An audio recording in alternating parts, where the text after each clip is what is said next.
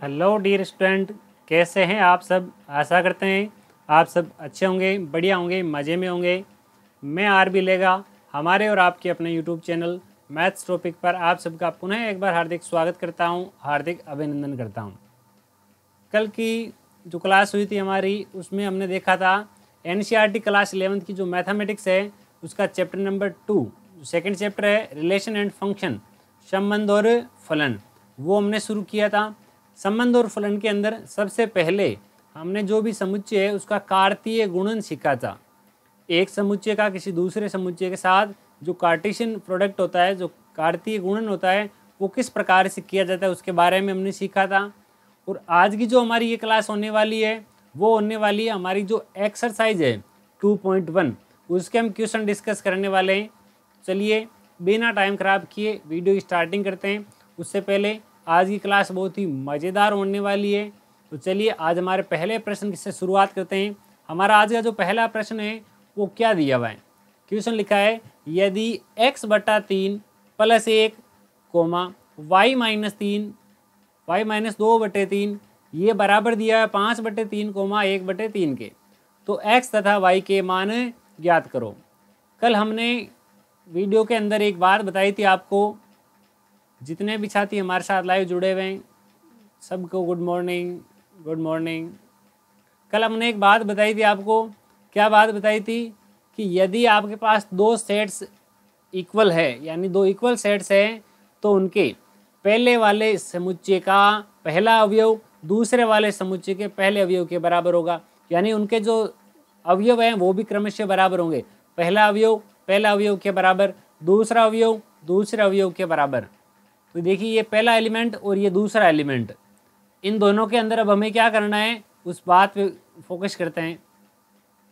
हमारे पास ये कोई पहला एलिमेंट है ए, इसको मैं मान लेता हूँ क्या है ए, और ये दूसरे वाला क्या है, इसको मान लेते हैं बी। तो यदि ये दोनों बराबर है, आपके सामने बीच में बराबर का निशान है, तो एक्स और वाई का मान ज्ञात करने के लिए सबसे पहले मुझे काम करना पड़ेगा। इधर वाला जो है x/3 + 1 बराबर हो जाएगा 5/3। इतना हमने काम लिख दिया। अब क्या करेंगे, अब ये प्लस का एक है, इसको मैं आगे भेज देता हूँ। x/3 बराबर 5/3 - 1। एक के बट्टे में कुछ भी नहीं है, जिसके बट्टे में कुछ भी नहीं होता, जिसका कोई नहीं होता, उसका ऊपर वाला होता है, और ऊपर वाला सदैव 1 होता है। ओके, अब हमने बट्टे में 1 लिख दिया। एक साइड एक के बटे में 1 है, दूसरे के यानी पड़ोसी के बटे में 3 है, तो इन दोनों का लघुत्तम ले लेते हैं। डियर स्टूडेंट, जब इन दोनों राशियों का लघुत्तम ले लिया जाएगा, एलसीएम ले लिया जाएगा, तो 3 का भाग 3 में एक बार, 1 × 5 यानी 5, इसका भाग इसमें 3 बार। इस 3 से ये 3 कट गया, ये 3 यहाँ भाग में था, उधर जाएगा गुणा में, ये पूरा कैंसिल आउट हो गया। तो यहाँ से मेरे पास बचा x = 5 - 3 = 2। कुल मिलाकर हमारे पास x का मान प्राप्त हो गया। जिस प्रकार हमने x का मान प्राप्त किया, सेम उसी प्रकार से हम y का मान भी प्राप्त करते हैं। तो चलिए y के लिए शुरू करते हैं। यहाँ लिख देते हैं y - 2/3 बराबर 1/3। पहले जो सेट है हमारे पास, पहला सेट A, उसका जो सेकंड एलिमेंट और दूसरे सेट बी का सेकंड एलिमेंट, ये दोनों भी इक्वल होंगे।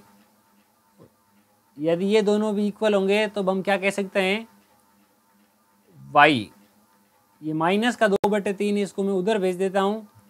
1/3 माइनस का उधर जाएगा तो प्लस का हो जाएगा 2/3।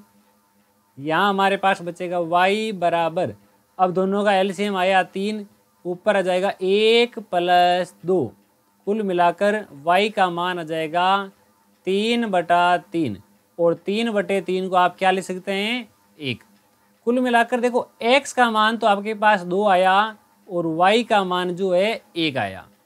हमें क्या क्या पूछा गया था, हमें पूछा था कि आप x का मान ज्ञात करो, आप y का मान ज्ञात करो। तो हमने x और y दोनों का मान ज्ञात कर लिया। आशा करते हैं आपको ये बहुत ही अच्छे से समझ में आया होगा। जितने भी साथी हमारे साथ जुड़े हुए हैं सब यही बोल रहे हैं कि सबको समझ में आ चुका है। तो चलिए आज की हमारी क्लास का अगला क्वेश्चन बहुत ही मज़ेदार प्रश्न है। देखते हैं क्या क्वेश्चन है। ओके, यदि किसी समुच्चय ए में 3 अवयव हैं, समुच्चय बी हमारे पास 3, 4, 5 है, तो ए क्रॉस बी में अवयवों की संख्या ज्ञात करें।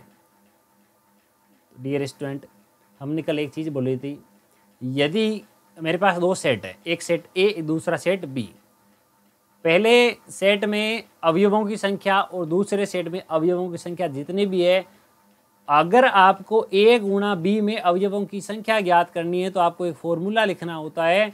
और फॉर्मूला क्या है देखिएगा, यहाँ ये जो सॉल्यूशन आएगा हमारे पास, इसको मैं लिख देता हूँ, यहाँ number of element in set ए, यहाँ आपको दिया हुआ है 3, आपको दिया हुआ है बी बराबर 3, 4, 5।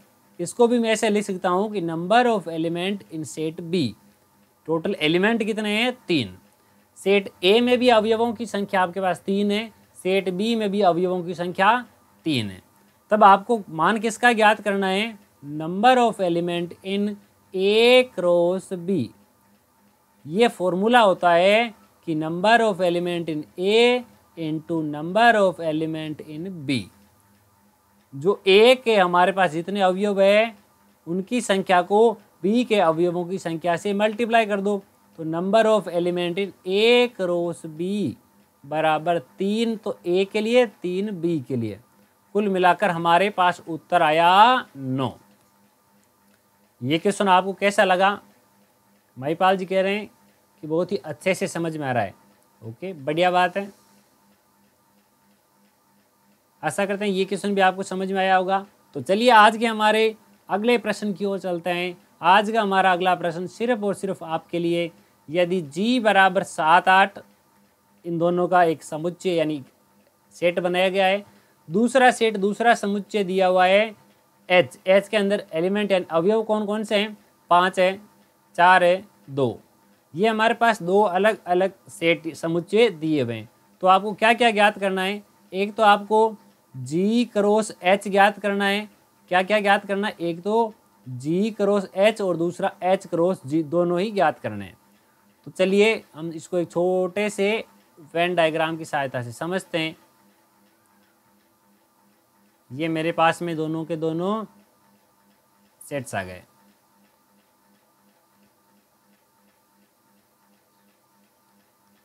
मैं जो है इसको थोड़ा चेंज करता हूँ, देखिएगा ये थोड़ा सही नहीं बना, इसको वापस बनाते हैं ना।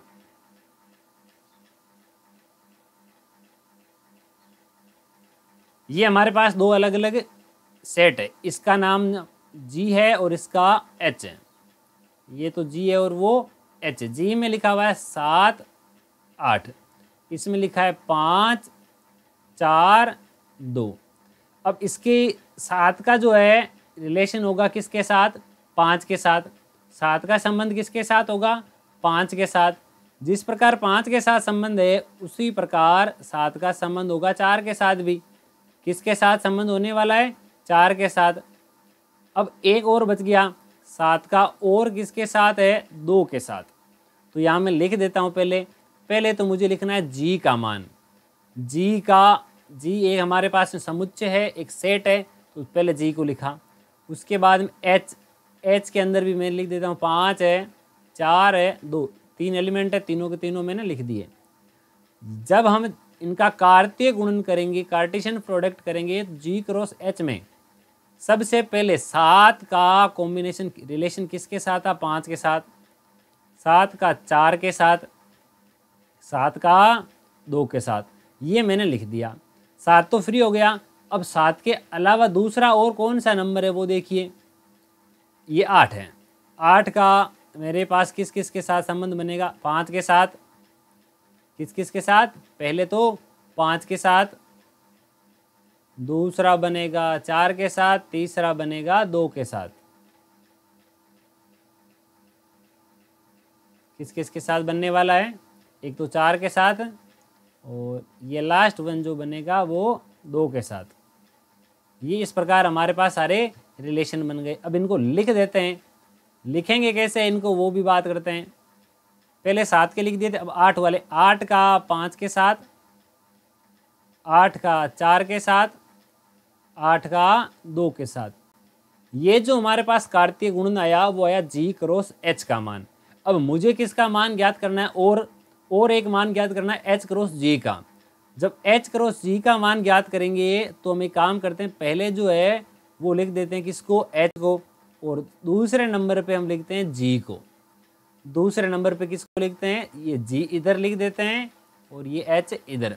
एच के अंदर है 5 4 2 और इधर है केवल 7 और 8। 5 का संबंध 7 के साथ, 5 का संबंध 8 के साथ। 5 तो फ्री हो गया, 5 का काम है कंप्लीट। 5 के अलावा और कौन कौन है वो भी देख लेते हैं। नंबर लगाते हैं 4 का संबंध 7 के साथ, और 4 का संबंध और किसके साथ है, इस 8 के साथ। 4 का संबंध भी दोनों के साथ हो गया। जब 4 का संबंध दोनों के साथ देख लिया, अब एक बच गया 2 का संबंध हमारे पास, देखिए पहले कलर का जो है चेंज कर लेते हैं थोड़ा, कलर कोई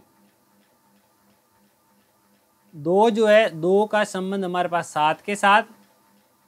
2 का संबंध किसके साथ, 7 के साथ, और 2 का लास्ट वन हो जाएगा इस 8 के साथ। 2 का लास्ट में किसके साथ हो जाएगा, इस 8 के साथ।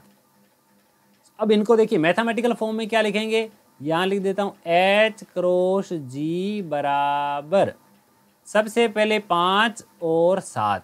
5 का संबंध 7 के साथ, उसके बाद मैंने देखा 5 का संबंध 8 के साथ, उसके बाद 4 का संबंध 7 के साथ, 4 का संबंध 8 के साथ, 2 का संबंध 7 के साथ, 2 का संबंध 8 के साथ। एच क्रॉस जी हो चाहे जी क्रॉस एच, इसमें अवयवों की संख्या समान है, परंतु इतना ध्यान रखें, हमने बताया था कि चाहे जी क्रॉस एच लिखो चाहे एच क्रॉस जी लिखो, इन दोनों पहले जो लिखा जाएगा पहले अवयव भी उसी का लिखा जाएगा। मैंने ऊपर वाले में जी क्रॉस एच लिखा तो उसमें जितने भी अवयव बने उन सब का पहला एलिमेंट, पहला अवयव जो है, पहला जो सदस्य है वो पहले यानी जी से लिया गया है। वहीं पर दूसरा जो एच क्रॉस जी है उसमें जो ये देखिए एच पहले है, तो जो एच वाले सारे के सारे एलिमेंट जो है वो सबसे पहले लिए गए, उसके बाद में जी वाले लिए जाएंगे। ये हमारा क्वेश्चन नंबर 3 जो है वो भी यहाँ कंप्लीट होता है। अब क्वेश्चन नंबर 4 क्या है, ये पूछा है बताइए कि कौन सा कथन इसमें सत्य है और कौन सा कथन असत्य है। अगर इसमें से कोई कथन असत्य है तो वो असत्य क्यों है, उसको सत्य बना करके लिखिए, क्योंकि अगर वो सत्य होता तो किस प्रकार से लिखा जाता, ये हमें पूछा गया है।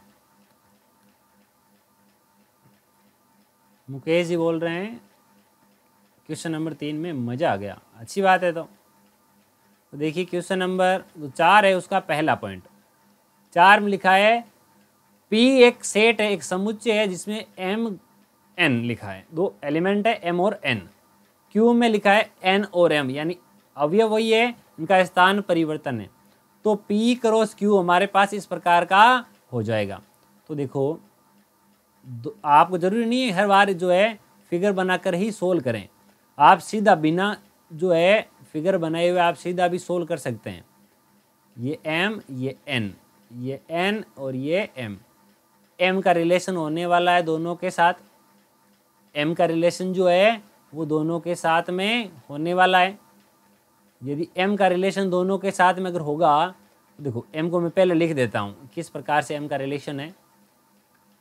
M का पहले तो N के साथ, M का M के साथ, जिस प्रकार M का संबंध दोनों के साथ साबित हुआ सेम वही घटना होगी कि N का भी दोनों के साथ होगा।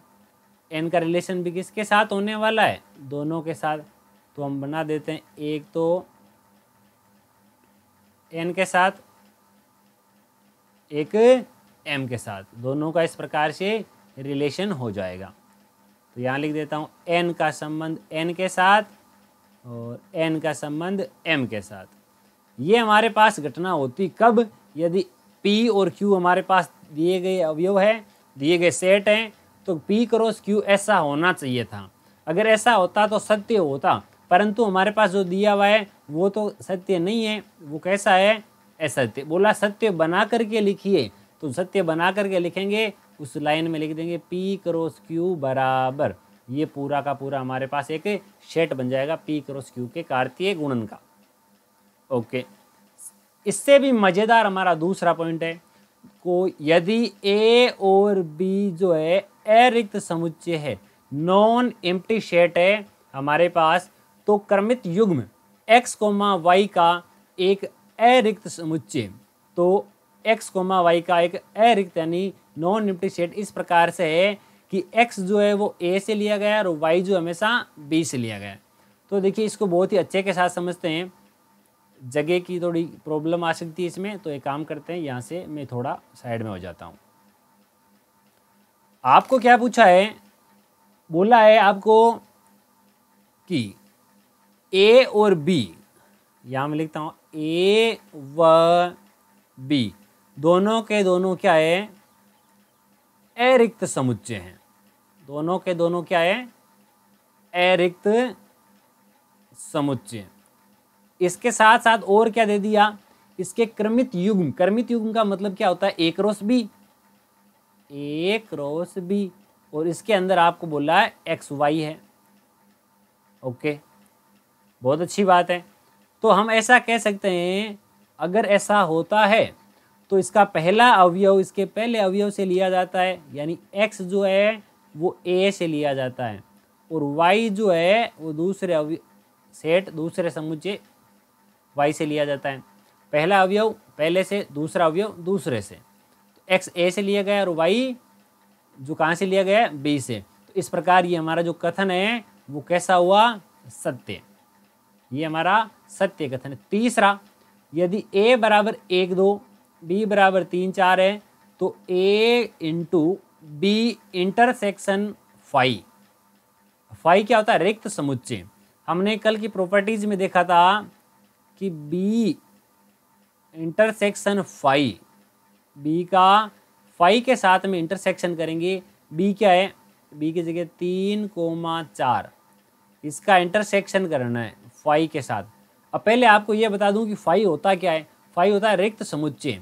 इंटरसेक्शन का मतलब होता है एक तो रिक्त समुच्चय और एक 3 4, इन दोनों में जो चीज़ उभयनिष्ठ है, जो चीज़ कॉमन है वो हमें लिखनी होती है। यहाँ कुछ भी उभयनिष्ठ नहीं है, तो मैं कह देता हूँ कि यहाँ मेरे पास में ये जो है वापस से रिक्त समुच्चय अर्थात फाई प्राप्त हो जाएगा।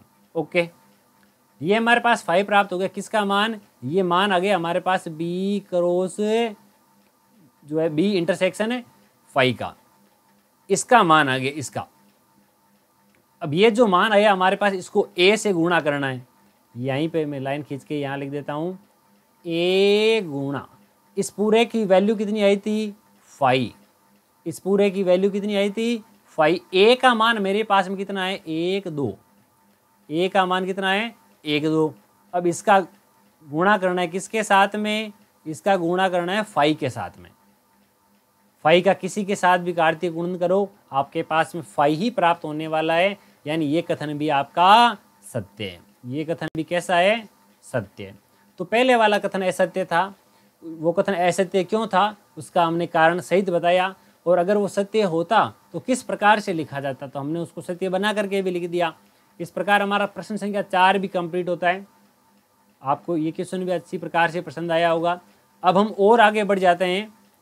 अब हमारा जो नेक्स्ट क्वेश्चन है, क्वेश्चन नंबर 5, क्वेश्चन नंबर 5 की ओर आगे बढ़ते हैं। हमारा क्वेश्चन नंबर 5 जो है बहुत ही मज़ेदार प्रश्न है, और अगर आपको थोड़ा सा भी याद हो तो सेम यही क्वेश्चन हमने डिटो यही क्वेश्चन जो है कल की प्रॉपर्टीज में कर लिया था। इंट्रोडक्शन वाला जो पार्ट था उसमें किया था। चलो फिर भी कर लेते हैं एक बार। ए की वैल्यू आपके पास दी हुई है, ए गुणा ए, जो आपके पास इसका ट्रिपलेट पूछा है, क्रमित त्रिक, जो आपको ऑर्डर्ड ट्रिपलेट की बात की जा रही है। ओके, मैं पहले ए गुणा ए तक ही सीमित हूँ, ठीक है। यहाँ आपके पास में ए है और ए यहाँ पर एक और ए है, ठीक है। इसके अंदर आपको -1, +1, इसके अंदर भी -1, +1, यहाँ पर भी ए है, यहाँ पर भी ए है। अब इनका गुणन दर्शाने के लिए देखो, इसका पहले रिलेशन होगा इसके साथ। कौन कौन है देख लीजिए, -1 का -1 के साथ। मैं साथ साथ लिखता जा रहा हूँ। चलो, ए गुणा ए मेरे पास में क्या आएगा वो लिख रहा हूँ, -1 का रिलेशन -1 के साथ। ओके, दूसरी कंडीशन होगी -1 का रिलेशन जो होगा वो होगा +1 के साथ। यहाँ मैं लिख देता हूँ -1 का रिलेशन +1 के साथ में। -1 तो फ्री हो गया। अब ये प्लस वाला 1 जो है इसका रिलेशन देखते हैं, इस +1 का रिलेशन -1 के साथ। तो यहाँ लिख देता हूँ मेरे पास में ये जो प्लस का 1 है इसका रिलेशन -1 के साथ, और अब इसके तत्पश्चात +1 का +1 के साथ, 1 का 1 के साथ रिलेशन। ये मेरे पास जो मान आया ये मान है मेरे पास किसका, ये मान है A क्रॉस A का, A क्रॉस A का। जबकि मुझे A क्रॉस A यानी 3 बार A चाहिए। कितनी बार चाहिए, 3 बार।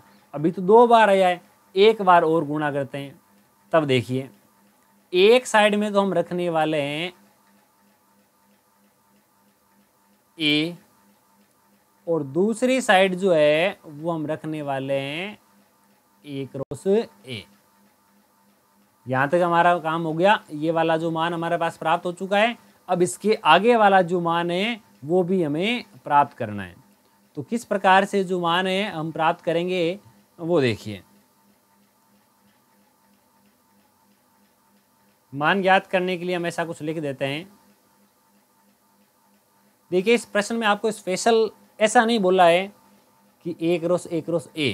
अब ये जो A क्रॉस A आया हुआ है मैं इसको आगे पीछे कहीं पर भी रख सकता हूँ, वो आपकी इच्छा पर डिपेंड करता है।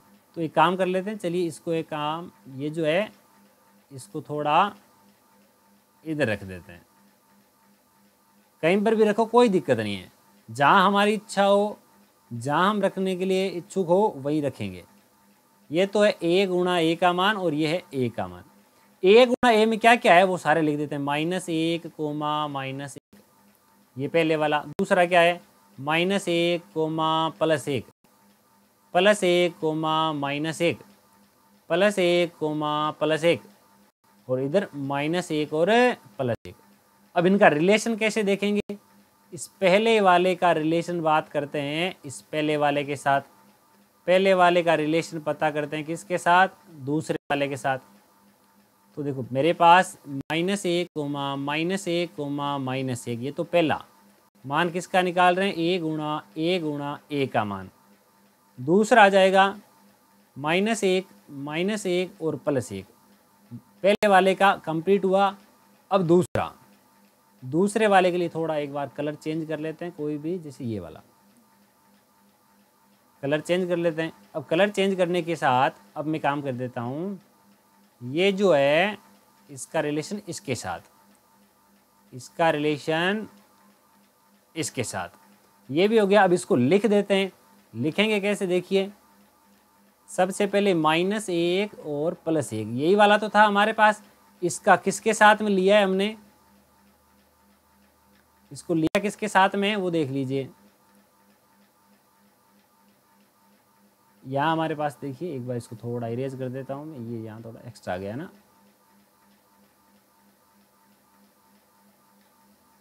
ओके,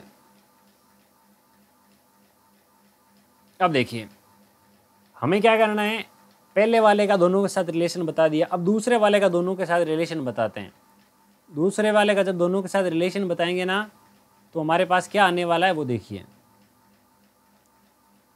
दूसरे वाले का दोनों के साथ में जो रिलेशन आने वाला है वो हमारा रिलेशन जो है वो किस प्रकार का होगा उसकी बात करते हैं।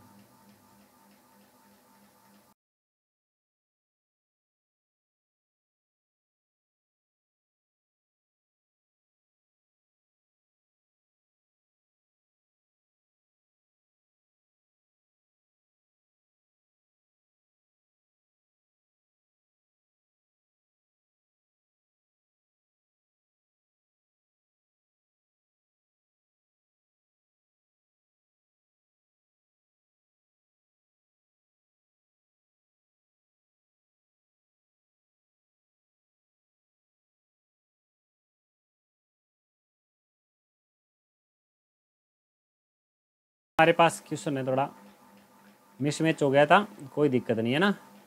वापस से स्टार्ट करते हैं। देखिए पहले मुझे A क्रॉस A लिखना है। मुझे क्या लिखना है, ए क्रॉस ए लिखना है। जब ए क्रॉस ए लिखेंगे तब हम क्या कहेंगे इसको, मेरे पास मान क्या आया था -1। अब ये मेरे पास में ऐसा था ए, इधर भी मेरे पास में था ए, दोनों साइड मेरे पास में इस प्रकार से बने हुए हैं। अब यहाँ लिखा हुआ है मेरे पास -1 +1 और यहाँ पर भी -1 और +1।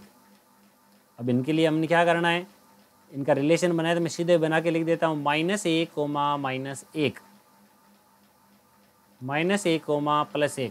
पहले वाले का रिलेशन दोनों के साथ बन गया।